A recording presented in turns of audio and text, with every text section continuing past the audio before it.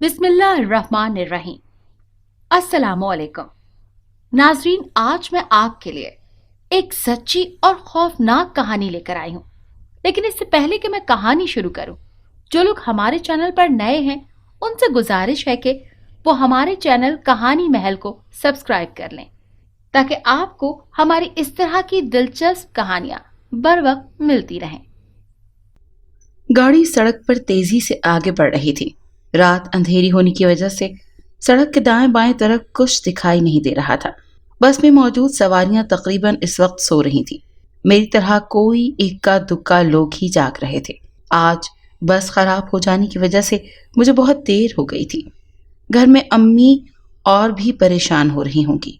Routine के मुताबिक शाम 5 बजे मैं दफ्तर से छुट्टी करके सड़क पर आ गया और गांव जाने वाली बस पर सवार हो गया। हल्का सा अंधेरा फैलना शुरू हो चुका था। थोड़ी देर मजीद इंतजार करने के बाद ड्राइवर ने गाड़ी चला दी। जूं ही गाड़ी शहर की हदूद से बाहर निकली तो रुक गई। इस वक्त अंधेरा मुकम्मल तौर पर फैल चुका था। क्या हुआ गाड़ी को? क्यों रोक दी उस्ताद? मर्द हजरात ने ड्राइवर से पूछा। इसमें कुछ खराबी हो गई है। मैं दूर करने की कोशिश करता हूँ। आप लोगों को इंतजार करना पड़ेगा, ड्राइवर ने सवारियों की तरफ देख कर कहा और गाड़ी से नीचे उतर गया। कंडक्टर भी उसके पीछे मुझे गाड़ी से नीचे उतर गया। वो दोनों मिलकर बस का इंजन देखने लगे। वो शायद सर्दी और धुंध की वजह से नजर नहीं आ रहा था। वो दोनों गाड़ी की खराबी दूर करने की कोशिश करने लगे। सर्दी की वजह से टांगें सुन्न हो रही थी। जनाब, और कितनी देर लगेगी? 2 घंटे तो हो गए आपको उसको ठीक करते हुए। आखिर तंग आकर अपनी सीट की खिड़की खोलकर मैंने आवाज देकर पूछा। हम जल्दी करने की पूरी कोशिश कर रहे हैं, बस थोड़ी देर और लगेगी। आप परेशान ना हो, ड्राइवर ने बाहर से ही मुझे जवाब दिया। गाड़ी की खराबी दूर होने में 4 से 5 घंटे लग गए। जब दोबारा से गाड़ी चलना शुरू हुई तो सब ने अल्लाह का शुक्र अदा किया। गाड़ी आहिस्ता आहिस्ता आगे बढ़ रही थी क्योंकि इसका कोई अहम पर्दा टूट गया था, इसीलिए ड्राइविंग बहुत एहतियात से चला रहा था। अब मैं स्टाफ तक पहुंचते पहुंचते मुझे रात के 12 बज चुके थे। रोजाना मैं शाम 7 बजे तक घर पहुंचता था, लेकिन आज बहुत देर हो गई थी। जब मैं गाड़ी से उतरा तो ठंडी हवाओं ने मेरा इस्तकबाल किया। गाड़ी झट से आगे बढ़ गई। मेरे अलावा और कोई मुसाफिर भी गाड़ी से नहीं उतरा। अब मुझे सुनसान जंगल से गुजरकर पैदल और अकेले ही घर तक का सफर करना था। कच्ची सड़क पर मैं तेजी से आगे जा रहा था। रात बहुत सुनसान और अंधेरी थी। मुझे अंधेरी रात से खौफ महसूस हो रहा था। मैं दिल में दुआएं पढ़ते हुए आगे बढ़ता जा रहा था। अचानक ही मुझे एक झटका लगा और मैं रुक गया, क्योंकि इस वक्त किसी लड़की का सुनसान रास्ते पर अकेले होना बहुत ताज्जुब की बात थी। वो कोई मासूम सी कम उम्र सी लड़की दिखाई दे रही थी, जो खौफ से मुसलसल कांप रही थी। उसकी आंखों से आंसू मुसलसल बह रहे थे। मुझे वो किसी तकलीफ में महसूस हो रही थी। उसके बाल बिखरे हुए थे और दुपट्टा साइड पर लटक रहा था। उसके कुछ फासले पर खड़ा होकर मैं उसे गौर से देखने लगा। मुझे देखकर वो मजीद घबरा गई और थर थर कांपने लगी। कौन हो तुम, और इस वक्त इस सुनसान रास्ते पर क्या कर रही हो? मैंने हैरत से उससे सवाल किया। वो खौफजदा नजरों से मेरी तरफ सिसकियां लेते हुए देखती रही और कोई जवाब न दिया। कौन हो तुम और यहाँ क्या कर रही हो? मैंने उसकी खामोशी पर दोबारा पूछा। मैं वो मेरी सौतेली माँ ने मुझे भेज दिया था।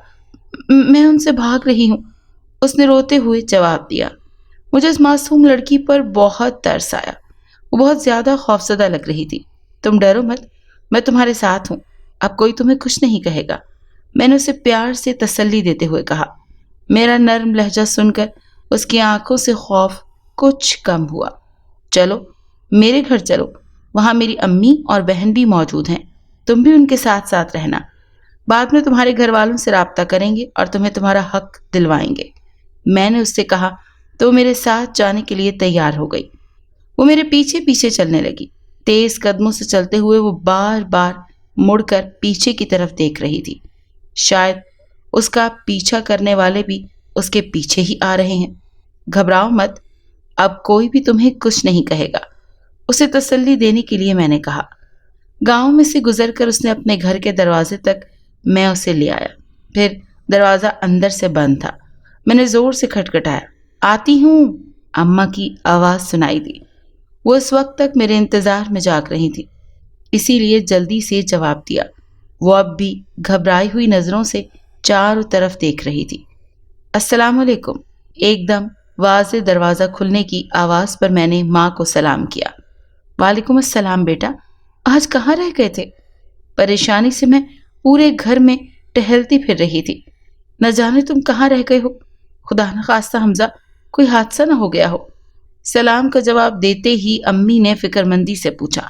امی، گاڑی خراب ہو گئی تھی، اسی لیے دیر ہو گئی. ابھی فون کی بیٹری ختم ہو گئی تھی، اسی لیے آپ کو فون بھی نہ کر سکا. پیار سے ان کے گلے سے لگتے ہوئے میں نے انہیں وجہ بتائی. اندھیرا ہو جانے کی وجہ سے وہ ابھی تک اس لڑکی کو دیکھ نہ پائی تھی. اچھا، آپ جلدی سے اندر آ جاؤ، میں تمہارے لیے کھانا گرم کرتی ہوں. تم ہاتھ منہ دھو کر بستر میں بیٹھو.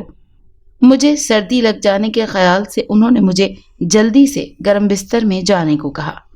وہ لڑکی خاموشی سے ہماری باتیں سن رہی تھی. تم بھی آ جاؤ. میں نے ہاتھ کے اشارے سے اسے اپنے پیچھے آنے کا اشارہ کیا اور خود گیٹ سے اندر داخل ہو گیا. امی نے میری آواز سنی تو حیرت سے میرے پیچھے دیکھنے لگیں اور لڑکی کو دیکھ کر تو ان کی آنکھیں حیرت سے پھیل گئیں. یہ کون ہے اور تم اسے اپنے ساتھ کیوں لے آئے ہو؟ اس کی طرف حیرانگی سے دیکھتے ہوئے امی نے مجھ سے استفسار کیا. وہ بھی میرے پیچھے گیٹ سے اندر داخل ہو گئی تھی. امی کے ذہن میں نہ جانے کیا کیا خیالات آ رہے تھے. امی، یہ لڑکی گاؤں آنے والے راستے پر تنہا کھڑی تھی اور بہت خوفزدہ تھی. اس کی سوتیلی ماں نے اسے بیچ دیا تھا. یہ ان لوگوں سے بچ کر بھاگ نکلی اور جنگل میں ماری ماری پھر رہی تھی. میں اسے اپنے ساتھ لے آیا ہوں. رات کے اس پہر میں اسے اکیلے چھوڑ کر آنا مناسب نہیں لگ رہا تھا، اسی لیے ساتھ لے آیا ہوں. گیٹ کے دروازے کو اندر سے کنڈی لگاتے ہوئے میں نے امی کو ساری تفصیل بتا دی. اچھا کیا تم نے جو اسے اکیلے نہ چھوڑ کر آئے.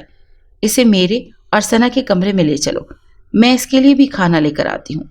امی نے اس کی خوفزدہ صورت دیکھتے ہوئے مجھ سے کہا اور خود کچن کی طرف بڑھ گئی. آ جاؤ، میں تمہیں اندر کمرے میں لے چلتا ہوں. میں نے اسے اپنے پیچھے آنے کا کہا. چھوٹے سے برآمدے سے گزر کر میں اسے امی اور ثنا کے کمرے میں لے آیا. ثنا سو رہی تھی. سامنے واش روم ہے، تم ہاتھ منہ دھو لو تاکہ کھانا کھا سکو. کمرے میں داخل ہو کر میں نے اس سے کہا اور اپنے کمرے میں آ گیا. ہاتھ منہ دھو کر میں واپس اسی کمرے میں آ گیا. وہ بیڈ کے پاس پڑی ہوئی کرسی پر بیٹھی ہوئی گھبرا رہی تھی اور نظروں سے چاروں طرف دیکھ رہی تھی. اسے کمرے میں اکیلا دیکھ کر میں نے کمرے میں جانا مناسب نہ سمجھا اور امی کے پاس کچن میں آ گیا. وہ کھانا گرم کر کے ٹرے میں رکھ رہی تھی. مجھے دے دے، میں لے جاتا ہوں. آپ پانی کا جگ لے آئیں. انہیں ٹرے اٹھاتا دیکھ کر میں نے آگے بڑھ کر ان کے ہاتھ سے ٹرے پکڑتے ہوئے کہا اور ٹرے لا کر کمرے میں موجود میز پر رکھ دی. آؤ بیٹی، تم بھی کھانا کھا لو. امی نے جگ میز پر رکھتے ہوئے کہا. میں اپنے لیے پلیٹ میں سالن نکال کر روٹی کے ساتھ کھانے لگا مگر وہ اپنی جگہ سے نہ اٹھی. بیٹی، کھانا کھا لو، نہ جانے کب سے بھوکی ہو. امی اسٹور روم میں سے اس کے لیے گرم لحاف لا کر اس کے بیڈ پر رکھتے ہوئے بولی. امی کے اصرار پر وہ خاموشی سے اٹھی اور میرے سامنے سے پلیٹ میں سالن نکال کر روٹی ہاتھ میں پکڑ کر دوبارہ اسی کرسی پر جا کر بیٹھ گئی اور کھانے لگی. امی اس کی اس حرکت پر ہولے سے مسکرا دی. اسے میرے ساتھ بیٹھ کر کھاتے ہوئے شرم آ رہی تھی، اسی لیے دور ہی بیٹھ کر کھانے لگی. کھانا کھا کر میں اپنے کمرے میں آ گیا. صبح ناشتے پر میری ملاقات صرف امی سے ہوئی. وہ دونوں سو رہی تھیں. ناشتہ کر کے میں دفتر جانے کے لیے گھر سے نکل آیا. میرا دفتر گھر سے کافی دور شہر میں تھا، اسی لیے مجھے ہر روز گاؤں سے شہر آنا پڑتا تھا. میں نے ادھر شہر میں مکان کرائے پر لینے کی بہت کوشش کی لیکن مکانوں کے کرائے سن کر میں نے کانوں کو ہاتھ لگایا. چھوٹے سے مکان کا کرایہ بھی اتنا زیادہ کہ میری آدھی سے زیادہ تنخواہ اسی میں نکل جائے اور باقی اخراجات پورے کرنا ممکن ہی نہیں رہتا. سوچا تھا کہ تھوڑے تھوڑے پیسے جوڑ کر کوئی چھوٹی سی گاڑی لے لوں گا مگر قسمت کو کچھ اور ہی منظور تھا۔ اچانک ہی ثنا کی شادی آ گئی تو ساری جمع پونجی اس کی شادی پر لگا دی۔ بابا ہمارے لیے صرف ایک مکان ہی تو چھوڑ گئے تھے، اسی لیے شادی کے سارے انتظامات مجھے ہی کرنے تھے، تو گاڑی کا خیال دل سے نکال دیا۔ یہی سوچتے ہوئے میں دفتر پہنچا تو وہاں میرے لیے ایک زبردست خبر موجود تھی، جسے سن کر مجھے اپنے کانوں پر یقین ہی نہیں آ رہا تھا۔ باس نے صبح ہی صبح مجھے اپنے کمرے میں بلایا اور میری پروموشن کی خبر سنائی۔ میری پروموشن کر دی گئی تھی، اب میں ایک سینئر افسر بن گیا تھا۔ یہ سن کر تو مجھے حیرت کا شدید جھٹکا لگا اور میری خوشی کی انتہا نہ رہی۔ شام کو گھر جاتے ہوئے مٹھائی کا ڈبہ لے جانا نہ بھولا تھا۔ آفرین ہے، گھر میں داخل ہوا تو وہ کچن میں ماں کے ساتھ کام کر رہی تھی۔ امی سنا اور وہ دونوں کی کچن میں موجود تھیں۔ سارا دن دفتر میں باقی ساتھیوں سے مبارکباد وصول کرتے گزر گیا۔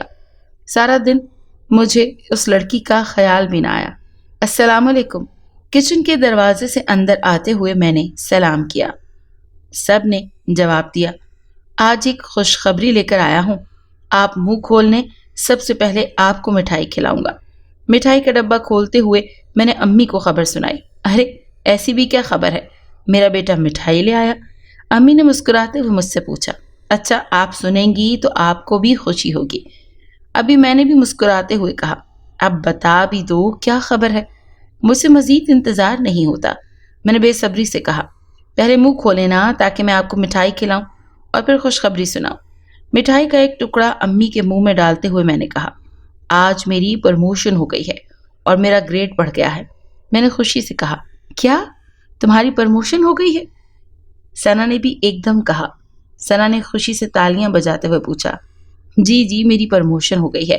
میں نے اسے اپنے ہاتھ سے مٹھائی کھلاتے ہوئے کہا، ماشاء اللہ بھائی، آپ کو بہت بہت مبارک ہو۔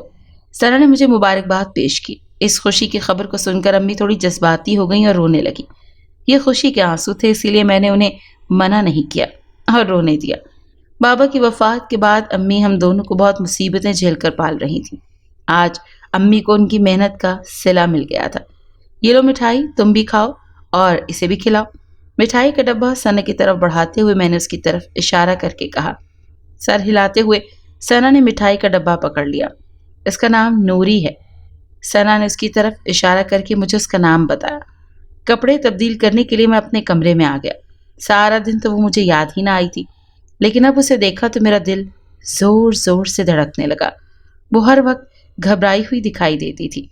اس کی معصومیت اور بے بسی پر مجھے ترس آ رہا تھا اور اس کے ظالم والدین پر غصہ آ رہا تھا۔ وہ کیسے ایک معصوم بچی کو بیچ سکتے ہیں؟ امی کے کمرے میں کھانا لگایا جا چکا تھا۔ ثنا نے آ کر مجھے اطلاع دی۔ کھانے پر آج وہ ہمارے ساتھ ہی بیٹھ گئی۔ امی اور ثنا کی موجودگی میں اب وہ نارمل لگ رہی تھی۔ نوری بیٹی، کھانا پیٹ بھر کر کھانا۔ کھانے سے ہاتھ کھینچتے ہوئے دیکھ کر امی نے اسے کہا۔ جواب میں اس نے مسکرا کر امی کو دیکھا۔ ذیشان بیٹا، میں چاہتی تھی کہ اس کے والدین سے مل کر مسئلہ حل کرنے کی کوشش کرتے، مگر یہ گاؤں کا جو نام بتا رہی ہے وہ تو میں نے پہلی بار سنا ہے۔ شاید ہمارے گاؤں سے اگلے کسی گاؤں کی رہنے والی ہے۔ کھانے سے فارغ ہو کر امی نے مجھے اس کے بارے میں تفصیل بتائی۔ اس دوران وہ اور ثنا برتن اٹھا کر کچن میں لے جا رہی تھی۔ میں صبح اس کے گاؤں کے بارے میں معلومات لینے کی کوشش کروں گا اور پھر اس کے والدین سے مل لیں گے، میں نے جواب دیا۔ بہت سے لوگوں سے میں نے اس گاؤں کے بارے میں معلومات لینے کی کوشش کی، مگر کوئی خاص معلومات نہ مل سکیں۔ اس گاؤں اور ہمارے گاؤں کے قریب سے گزرتے ہوئے دریا کی دوسری طرف تھا۔ اس طرف جانے والا راستہ بہت مشکل تھا۔ میں اور امی دونوں بہت پریشان تھے کہ اس کے والدین سے کیسے رابطہ کیا جائے، لیکن ایک عجیب بات تھی کہ جب بھی اس کے والدین کا ذکر کرتے وہ زوروں سے رونا شروع کر دیتی اور کہتی کہ مجھے ان سے دوبارہ ان کے پاس نہ بھیجیں بلکہ شہر میں کسی دارالامان میں بھیج دیں۔ اس نے آتے ہی سارا گھر سنبھال لیا تھا۔ وہ امی کے بولے بغیر ہی گھر کے کام کر دیتی۔ ثنا اسے کام کرنے سے روکنے کی کوشش کرتی تو وہ ناراض ہو جاتی۔ ہر وقت اپنے آپ میں مگن رہنے والی لڑکی تھی۔ ارد گرد سے اسے کوئی تعلق نہ تھا۔ امی کو اس کی تحمل مزاجی اور بردبار طبیعت بہت پسند آئی تھی۔ امی کے خیال میں سب لڑکیوں کو ایسا ہی ہونا چاہیے تھا۔ شوخ تیز مزاج لڑکیاں امی کو قطعاً پسند نہیں آتی تھی۔ اسے ہمارے گھر آئے ہوئے 2 مہینے سے زیادہ ہو گئے تھے، لیکن اس کے والدین کا کچھ اتا پتہ نہ چل سکا۔ اب تک تقریباً سارے گاؤں کو اس کے بارے میں پتہ چل چکا تھا۔ عورتیں امی کو دبے لفظوں میں بغیر کسی رشتے کے جوان لڑکی کو گھر پر رکھنے کے حوالے سے باتیں سنانے لگی تھیں۔ میری امی ساری صورتحال سے بے حد پریشان تھی۔ امی کو پریشان دیکھ کر وہ بھی پریشان ہو جاتی اور ان سے کہتی کہ میری وجہ سے پریشان نہ ہو، مجھے کسی دارالامان میں بھیج دیں۔ امی کو اس کی یہ بات پسند نہ آتی۔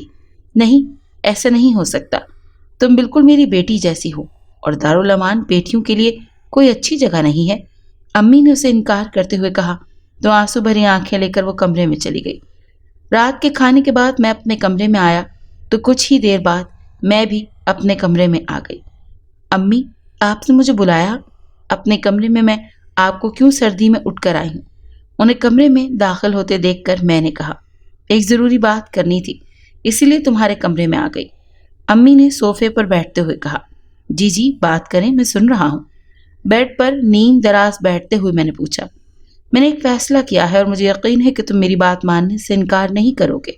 امی نے بات شروع کی، آج سے پہلے کبھی ایسا نہیں ہوا کہ میں نے آپ کی بات ماننے سے انکار کیا ہو۔ میں نے حیرانگی سے ان کی طرف دیکھ کر کہا، ہاں، نہ جانے ایسی کون سی بات تھی جس کے لیے انہیں میری رضامندی کی ضرورت پڑ گئی تھی۔ نوری کیا والدین کا کچھ پتہ نہیں چل رہا؟ گاؤں کے لوگ جوان لڑکی کو اس طرح بغیر کسی رشتے کے رہنے پر اعتراض اٹھا رہے ہیں۔ اس کا بہترین حل یہی ہے کہ نوری کا نکاح تم سے کر دیا جائے۔ امی نے میری طرف امید بھری نظروں سے دیکھ کر کہا، ہم اس بارے میں کچھ بھی نہیں جانتے۔ ایسا نہ ہو کہ اس کے والدین ڈھونڈتے ہوئے یہاں آ جائیں اور پھر ہمارے لیے کوئی مسئلہ بنا دیں۔ آنے والے حالات سے امی کو آگاہ کرنے کی کوشش کی، جو بھی ہوگا دیکھ لیں گے، آگے بھی ہمارے پاس اس کے علاوہ اور کوئی راستہ نہیں ہے۔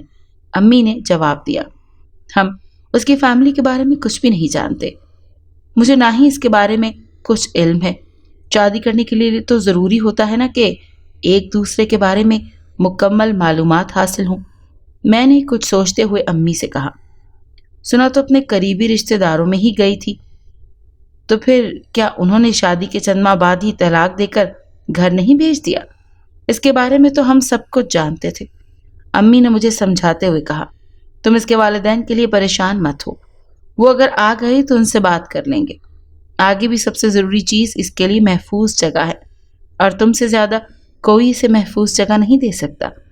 شادی بیاہ کے معاملات اللہ کے ہاتھ میں ہوتے ہیں، یہ کسی انسان کے بس کی بات نہیں۔ تم یہ معاملہ اللہ پر چھوڑ دو، مجھے امید ہے کہ وہ سب بہتر کرنے والا ہے۔ امی نے مجھے سمجھایا، مجھے آپ کے فیصلے سے کوئی انکار نہیں، میں تو صرف آنے والے حالات کی وجہ سے پریشان ہو رہا تھا۔ اگر اس کے والدین آ جائیں تو ہمارے لیے مسئلہ بن سکتا ہے۔ میں نے سارا معاملہ امی پر چھوڑتے ہوئے کہا، مجھے تم سے یہی امید تھی کہ تم میرے فیصلے سے انکار نہیں کرو گے۔ اللہ تمہیں بہت خوشیاں دے اور تمہارے لیے بہترین بیوی ثابت ہو۔ امی میرے مان جانے پر خوش ہو گئیں اور دعائیں دیتی ہوئی کمرے سے باہر چلی گئیں۔ میری تو مانو دل کی امید میں ہو گئی تھی۔ مجھے وہ لڑکی پہلے ہی نظر میں بہت اچھی لگی تھی۔ گھر میں شادی کی تیاریاں شروع ہو گئیں۔ امی اور ثنا دونوں ہی بہت خوش نظر آ رہی تھیں، اور کیوں نہ خوش ہوتی؟ امی کے اکیلے بیٹے اور ثنا کے اکلوتے بھائی کی شادی جو تھی، وہ دونوں ہر وقت شادی کی تیاریوں میں مصروف رہتی۔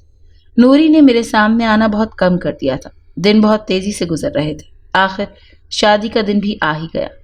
دلہن بنی وہ بہت خوبصورت لگ رہی تھی۔ آج سے ہم دونوں کی نئی زندگی کا آغاز ہو رہا ہے۔ شادی کے لیے میں نے دفتر سے 1 ہفتے کی چھٹی لے لی۔ چھٹیاں ختم ہونے کے بعد دوبارہ سے وہی روٹین شروع ہو گئی۔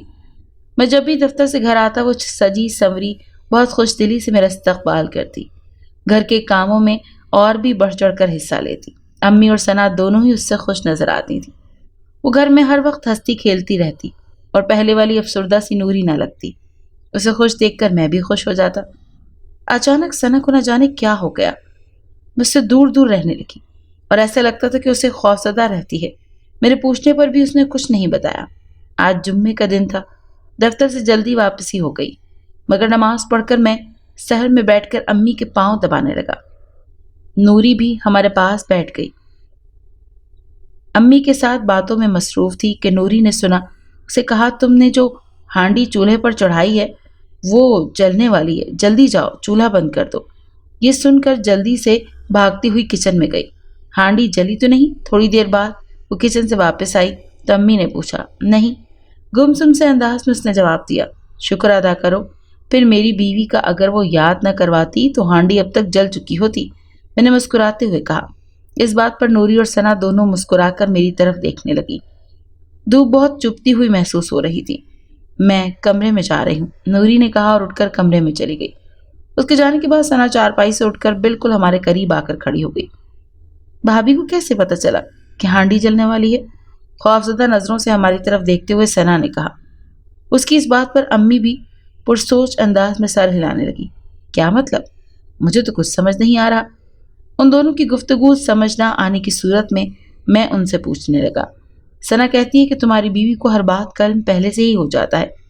دودھ گرنے والا ہے، ہانڈی جلنے والی ہے، دروازے پر کوئی عورت ہے یا مرد ہے، اس پر ہر بات پہلے ہی اس کو پتہ چل جاتی ہے۔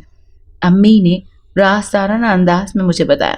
امی، ایسے ہی آپ کا وہم ہے، میں نے تو ایسی کوئی بات محسوس نہیں کی۔ اگر وہ اتنی طاقتوں والی ہوتی تو یوں سوتیلی ماں کی وجہ سے دھکے نہ کھاتی۔ ان کا وہم دور کرنے کے لیے میں نے دلیل دی۔ ثنا خاموشی سے دوبارہ چارپائی پر جا کر بیٹھ گئی۔ آج دفتر سے چھٹی تھی، اسی لیے کافی دیر تک سویا رہا۔ کپڑے تبدیل کر کے باہر صحن میں آ گیا۔ سردی کے اس موسم میں دھوپ بھی اللہ کی بڑی رحمت ہوتی ہے۔ چارپائی کے ساتھ پڑی ہوئی کرسی پر بیٹھا تو نوری نے جلدی سے چھوٹا میز لا کر میرے سامنے رکھ دیا اور ناشتہ لانے کے لیے کچن میں چلی گئی۔ امی اور ثنا دھوپ میں بیٹھ کر مالٹے کھا رہی تھیں۔ مجھے ناشتہ دے کر وہ بھی ان کے ساتھ بیٹھ گئی۔ میں خاموشی سے ناشتہ کرتے ہوئے ثنا کی کہی ہوئی بات کے بارے میں سوچ رہا تھا کہ گیٹ پر دستک ہوئی۔ دروازہ کھولو ثنا بیٹی، بوا جی ہوں گی، میں نے ان سے تمہارے رشتے کے بارے میں بات کرنی تھی، اسی لیے بلایا تھا۔ امی نے مالٹا کھاتے ہوئے ثنا کو دروازہ کھولنے کا کہا۔ میری ساری توجہ انہی کی طرف تھی۔ نوری نے گلے میں پڑا ہوا دوپٹہ درست کر کے پھیلایا اور سر پر رکھا۔ تم رہنے دو، ذیشان خود ہی دیکھ لیتے ہیں، ہو سکتا ہے بوا کے بجائے کوئی مرد ہی ہو۔ ثنا جو کہ اٹھ کر دروازہ کھولنے کے لیے جا رہی تھی، نوری نے یہ بات کہہ کر اسے روک دیا۔ اس کی بات سن کر میں دروازہ کھولنے کے لیے اٹھا اور دل ہی دل میں دعا کرنے لگا کہ دروازے پر دستک دینے والا کوئی مرد نہ ہو، تاکہ ثنا کی کہی ہوئی بات سچ ثابت نہ ہو سکے۔ جب میں نے دروازہ کھولا تو مجھے حیرت کا شدید جھٹکا لگا، کیونکہ باہر نوری کے خیال کے عین مطابق بوا جی نہیں بلکہ کوئی مرد کھڑا تھا۔ دروازے پر میرا برسوں پرانا دوست باہر کھڑا تھا۔ اسے دیکھ کر میں سب کچھ بھول گیا اور خوشی کا اظہار کرتے ہوئے اس سے گلے ملنے لگا۔ کیسا ہے تو؟ اور کب دبئی سے واپس آیا؟ گیٹ سے اندر آ کر دروازے کو کنڈی لگاتے ہوئے میں نے اس سے سوال کیا۔ میں ٹھیک ہوں اور کل ہی دبئی سے واپس آیا ہوں۔ ہم دونوں آہستہ آہستہ قدم اٹھاتے ہوئے امی کی طرف بڑھ رہے تھے۔ ثنا نے جلدی سے 2 کرسیاں امی کی چارپائی کے قریب جا کر رکھ دی اور خود کچن میں بابر کے لیے چائے بنانے کے لیے چلی گئی۔ بابر کو دیکھ کر امی بھی بہت خوش ہوئیں۔ تم نے شادی کر لی، نہ ہی مجھے بتایا اور نہ ہی میری فیملی کو اپنی شادی پر بلایا۔ میں پھر بھی تجھ سے ملنے کے لیے چلا آیا ہوں۔ اس نے مجھ سے گلہ کیا۔ سب کچھ اتنا اچانک ہوا کہ جلدی میں تمہیں بتانا ہی بھول گیا۔ میں نے اسے نہ بلانے کی وجہ بتائی۔ اس وقت بلایا نہیں اور اب کہہ رہے ہو کہ سب کچھ جلدی میں ہوا تھا۔ میری مجبوری کو ماننے سے انکار کرتے ہوئے اس نے کہا۔ اچھا خیر چھوڑو ان باتوں کو، یہ بتاؤ کہ بھابھی کون ہیں اور کہاں سے ان کا تعلق ہے؟ سلیمندانہ انداز میں یہ بابر نے مجھ سے پوچھا۔ میں نے تفصیل سے اسے ساری بات بتا دی کہ تم نے اچھا کیا کہ بھابھی سے نکاح کر لیا اور انہیں دارالامان نہ بھیجا۔ اس نے میرے اس فیصلے کی تعریف کی۔ اتنی دیر میں ثنا اور بہت ساری چیزیں چائے کے ساتھ بنا کر لے آئی۔ بابر بھائی آپ آئے تو بھابھی کو بھی ساتھ لے آتے۔ مجھے چائے ہمارے سامنے میز پر رکھتے ہوئے ثنا نے کہا۔ آج میں جلدی میں تھا اسی لیے نہیں لے کر آیا، اگلی بار جب آؤں گا تو اسے بھی لے آؤں گا۔ بابر نے اس کی طرف دیکھتے ہوئے جواب دیا۔ تمہاری بھابھی کو بہت شوق ہے ذیشان کی بیوی دیکھنے کا۔ ایسا کرو میرا یہ فون لے جاؤ اور بھابھی کی کچھ تصویریں بنا لاؤ تاکہ وہ بھی ذیشان کی بیوی دیکھ سکیں۔ بابر نے فون ثنا کی طرف بڑھاتے ہوئے کہا۔ جی ٹھیک ہے، میں بھابھی کی چند تصویریں بنا دیتی ہوں۔ ثنا نے فون پکڑتے ہوئے کہا۔ ان دونوں کو ساتھ کھڑا کر کے بھابھی نے تصویر بنانا تاکہ میں دیکھوں یہ دونوں ایک ساتھ کیسے لگتے۔ ہنستے ہوئے بابر نے ایک اور فرمائش کر دی۔ ان دونوں کو ساتھ کھڑا کر کے بھی بنا لیتی ہوں، ثنا نے مسکراتے ہوئے جواب دیا اور فون لے کر کمرے میں چلی گئی۔ کچھ ہی دیر کے بعد واپسی ہوئی تو نوری بھی اس کے ساتھ تھی۔ السلام علیکم، ہمارے قریب آ کر سلام کیا۔ وعلیکم السلام، بابر نے اس کی طرف دیکھتے ہوئے جواب دیا۔ کیسی ہیں آپ؟ شادی کی بہت بہت مبارک ہو آپ کو۔ میرا دوست ذیشان بہت اچھا انسان ہے، مجھے امید ہے کہ آپ دونوں کو کوئی مشکل نہیں ہوگی اور آپ کی زندگی بہت اچھی گزرے گی۔ بابر نے اس کے سلام کا جواب دیتے ہوئے کہا۔ وہ مسکرا دی اور کچھ بھی نہ بولی۔ بھیا آپ بھابھی کے ساتھ کھڑے ہو جائیں تاکہ میں آپ دونوں کی ایک ساتھ تصویر بنا سکوں۔ مجھے آج کے اشارے سے میری ساتھ کھڑے ہونے کا کہا تو میں بھی اس کے ساتھ کھڑا ہو گیا۔ سنا ہے ہم دونوں کی تصویریں بنانے لگی ہیں۔ آپ بس بھی کر دو، بہت اتنی تصویریں میری امی نے سنا کو منع کر دیا۔ یہ لو بھائی، میں نے بھائی اور بھابھی کی تصویریں بنا دی ہیں، آپ اپنی بیگم کو دکھا دینا۔ فون بابر کو واپس کرتے ہوئے ثنا نے کہا۔ جی بہت شکریہ آپ کا۔ فون لیتے ہوئے بابر نے شکریہ بھی ادا کر دیا۔ ثنا اور نوری کمرے میں جا چکی تھی۔ میں اور بابر ان سے اجازت لے کر گھر سے باہر نکل آئے تاکہ کسی ہوٹل پر بیٹھ کر کھل کر ذرا آپس میں باتیں کر سکیں۔ گاؤں میں موجود چائے کے چھوٹے سے ہوٹل پر آ کر ہم دونوں بیٹھ گئے اور پرانی باتیں یاد کرنے لگے۔ اچانک ہی بابر نے اپنا موبائل فون آن کیا تو اس کی آنکھیں حیرت سے پھیل گئیں۔ وہ کبھی فون کو اور کبھی مجھے دیکھتا۔ کیا ہوا جو اتنی حیرانگی سے میری طرف دیکھ رہے ہو؟ اس کی حیرت زدہ شکل دیکھ کر میں نے پوچھا۔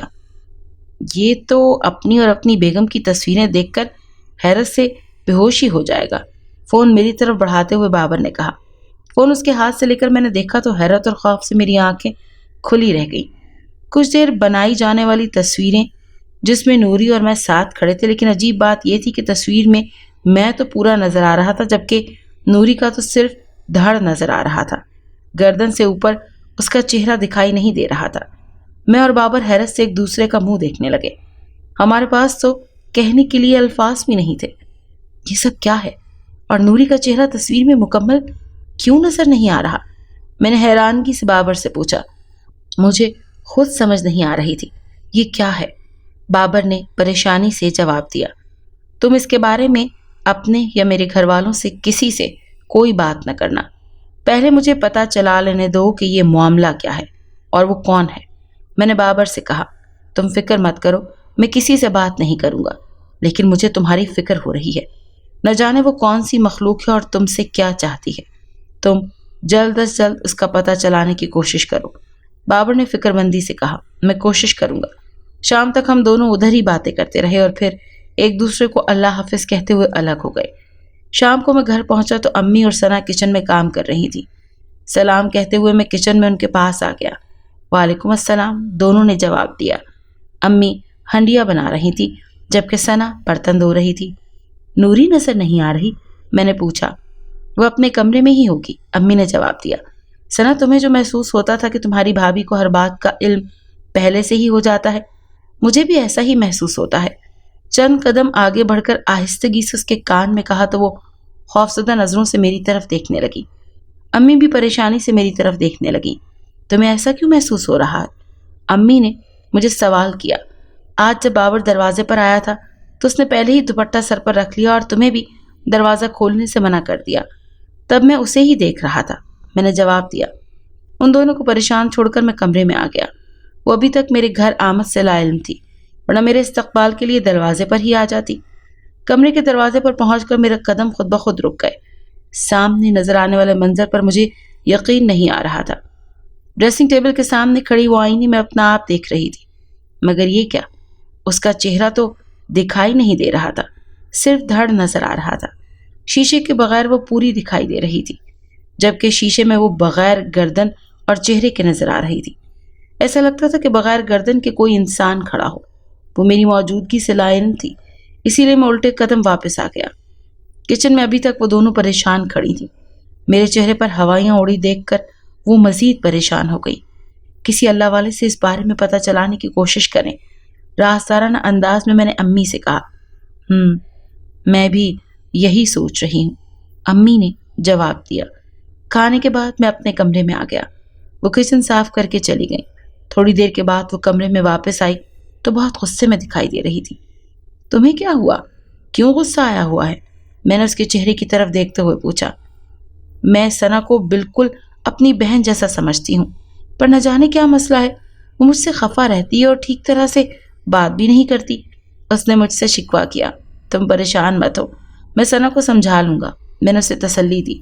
اپنے رویے سے میں اسے بالکل بھی احساس نہیں ہونے دے رہا تھا تاکہ اس کی اصلیت جان چکا ہوں میں۔ اس کے رویے میں بھی کوئی فرق نہ آیا تھا۔ وہ پہلے دن کی طرح میرا خیال رکھتی تھی۔ میں سونے کے لیے بستر پر لیٹا تو وہ بھی اپنا کام ختم کر کے کمرے میں آ گئی۔ ابھی تم تھک چکی ہو، ابھی آرام کرو، رات کافی ہو چکی ہے، میں نے صبح دفتر جلدی پہنچنا ہے۔ اس کمرے میں آتا دیکھ کر میں نے کہا۔ ہاں، کپڑے تبدیل کر کے وہ بھی سونے کے لیے لیٹ گئی۔ مجھے بالکل بھی نیند نہیں آ رہی تھی، لیکن آنکھیں بند کر کے میں بھی لیٹ گیا تاکہ وہ سمجھے کہ میں سو رہا ہوں۔ نہ جانے میں نے کون سی غلطی کی جو مجھے ایسی بیوی ملی ہے۔ میں تمام واقعات بند آنکھوں سے سوچتے ہوئے اس کے بارے میں سوچ رہا تھا۔ اچانک ہی مجھے محسوس ہوا کہ وہ بیڈ سے اٹھ رہی ہے۔ ذرا سی آنکھ کھول کر میں نے دیکھا تو وہ احتیاط سے قدم اٹھاتی ہوئی کمرے سے باہر جا رہی تھی۔ اس وقت وہ باہر کیا کرنے گئی تھی؟ یہ سوچتے ہوئے میں اٹھ گیا اور اس کے پیچھے ہی کمرے سے باہر آ گیا، لیکن وہ مجھے باہر کہیں بھی دکھائی نہ دی۔ البتہ باہر کا دروازہ کھول رہی تھی۔ اسے دیکھ کر مجھے اور بھی حیرت ہوئی۔ ثنا اس وقت کس لیے دروازہ کھول رہی ہے؟ دروازہ کھلنے پر ایک برقع پوش عورت اندر داخل ہوئی۔ ثنا اس کا ہاتھ پکڑ کر اسے صحن میں لے آئی اور دھیمی سی آواز میں کچھ کہنے لگی۔ ابھی وہ مجھ سے کافی دور تھی، اسی لیے ان کی باتوں کی مجھے کچھ سمجھ نہیں آ رہی تھی۔ برقع پوش عورت نے اپنا چہرہ ننگا کیا تو ثنا کی چیخ نکل گئی۔ یہی حال میرا بھی تھا، کیونکہ برقع پوش عورت کوئی اور نہیں، نوری ہی تھی۔ اسے دیکھ کر ثنا خوف سے کانپنے لگی۔ دیکھتے ہی دیکھتے نوری نے اپنا رنگ بدلنا شروع کر دیا۔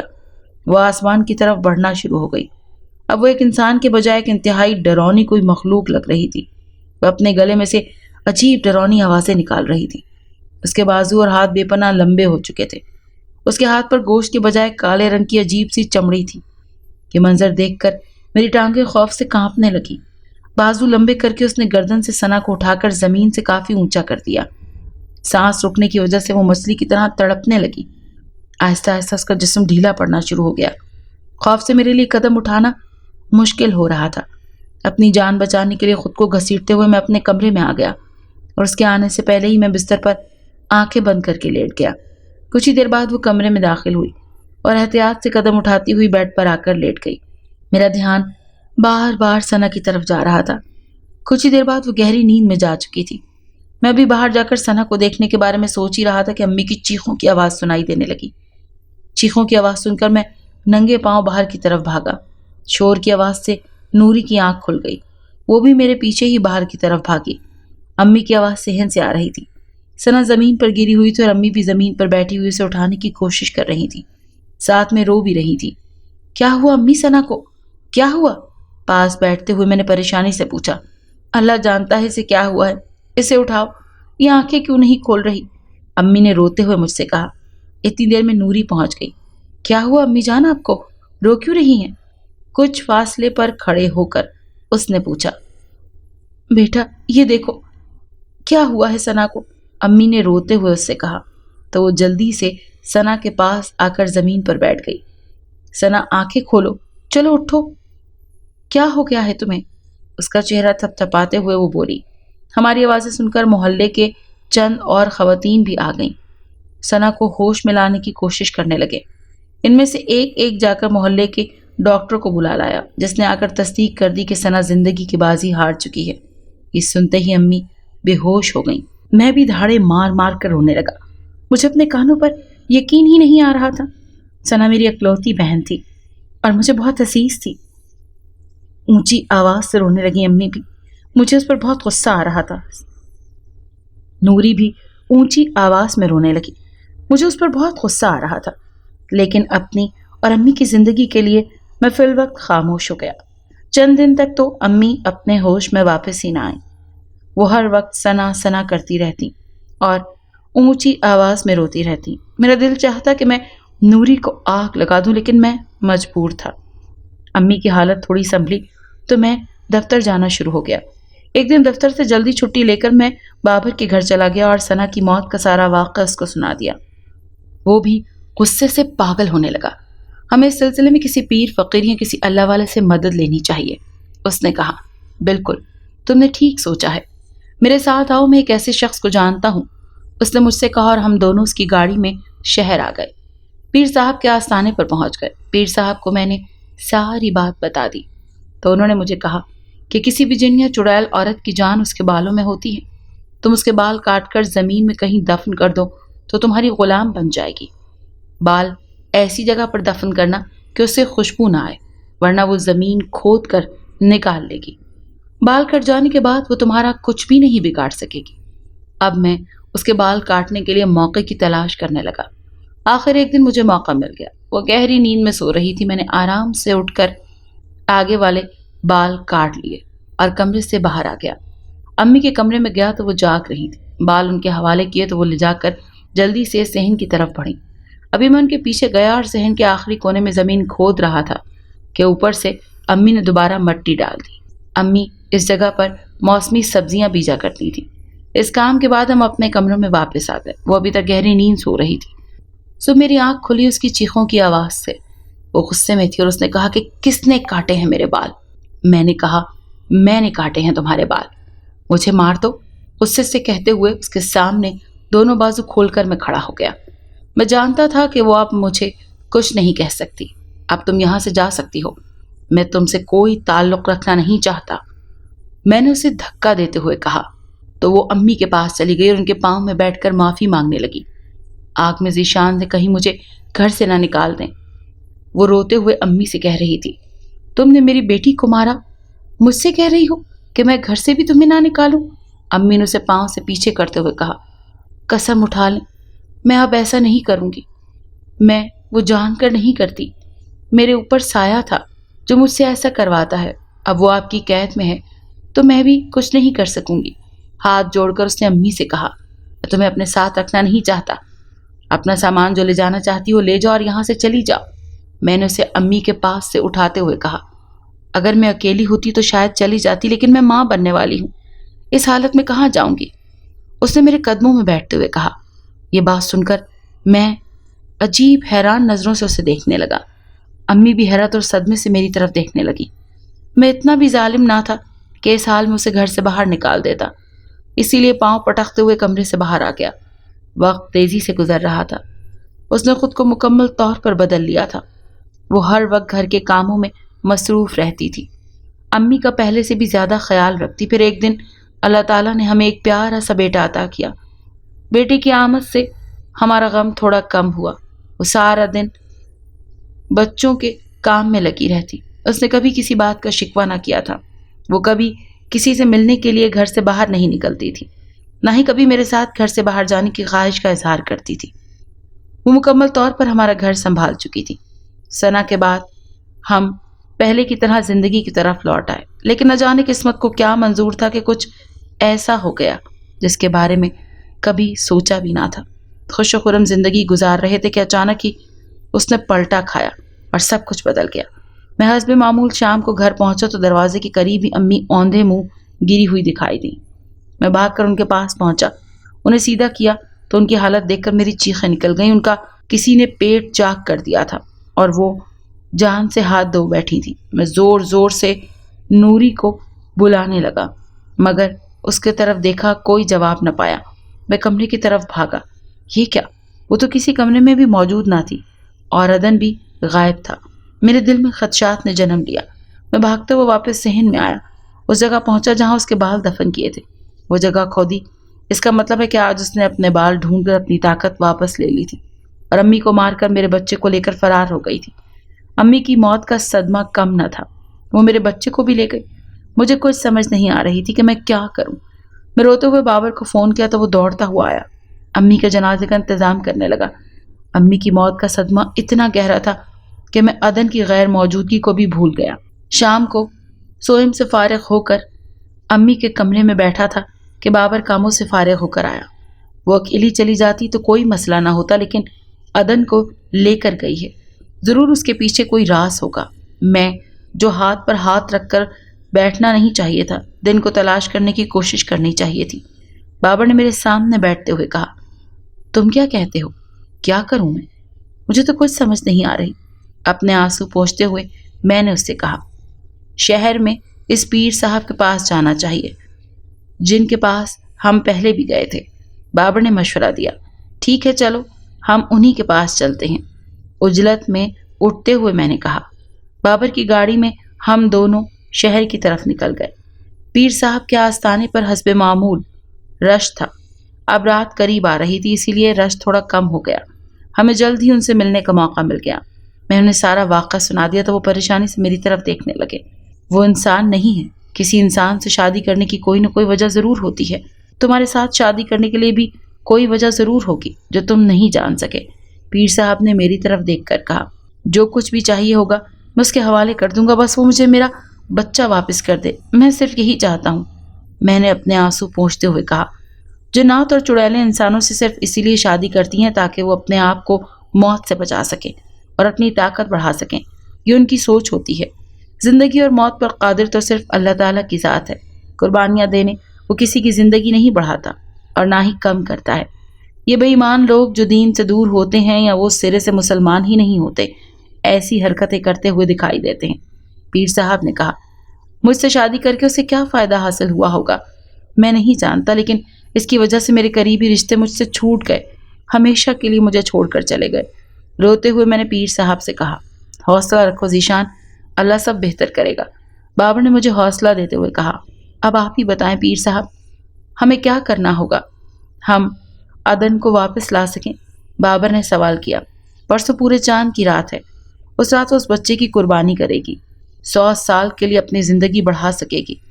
वो अपने देवता को खुश करने के लिए, अपनी ताकत बढ़ाने के लिए उस बच्चे की कुर्बानी देगी ताकि खुश होकर उसकी ज़िंदगी वो बचा ले। अगर वो परसों की रात 12 बजे से पहले अच्छे बच्चे की कुर्बानी न दे सकी तो वो हमेशा के लिए मर जाएगी। इसीलिए परसों जो तुम्हारे घर की पिछली तरफ जंगल है, वहाँ पर कुर्बानी देने के लिए वो ज़रूर आएगी। जब तुम अपना बच्चा उससे छीन सकोगे वही वो वक्त होगा। पीर साहब ने कहा, क्या कोई ऐसा भी कर सकता है कि अपना ही बच्चा कुर्बान कर दे? मैंने हैरत से सवाल किया, क्या ज़िंदगी बचाने के लिए वो नारी मखलूक कुछ भी कर सकती है? पीर साहब ने जवाब दिया, लेकिन जन्नात भी तो बच्चे पालते हैं, उनसे प्यार भी करते हैं। बाबर ने कहा, हाँ, जन्नात में भी बहुत से कबीले होते हैं, बिल्कुल इंसानों की तरह। उनमें भी अच्छे और बुरे जिन पाए जाते हैं। कुछ नेक होते हैं, कुछ मुसलमान तो होते हैं, लेकिन ज़्यादा से ज़्यादा इबादत गुजार या दीनदार होते हैं। और मुसलमान ही नहीं, बिल्कुल हमारी दुनिया ही की तरह उनकी दुनिया में भी शैतान भी पाए जाते हैं और कुछ आदमखोर भी होते हैं। पीर साहब ने मुझे तफसीलन बताया, दुनिया की कोई मखलूक ऐसी नहीं होती जो अपनी मखलूक अपनी औलाद से प्यार न करें। जानवर, परिंदे, अशरातुल अर्ज़ भी अपने बच्चों की हिफाजत करते हैं और उनको पालते हैं। ये कौन सी मखलूक है जो अपने ही बच्चे को कुर्बान कर रही है? मैंने रोते हुए पीर साहब से पूछा। पीर साहब ने बताया कि ये एक शैतानी मखलूक है और ये मुसलमान नहीं है। वो सिर्फ अपनी क़ुव्वत और अपनी ज़िंदगी बढ़ाना चाहती है। फिर पीर साहब के कहे पे हमने अमल किया। उन्होंने हमें दम किया हुआ पानी दिया और पूरे चांद की रात को मैं और मेरा दोस्त बाबर जंगल में उसका इंतज़ार करने लगे।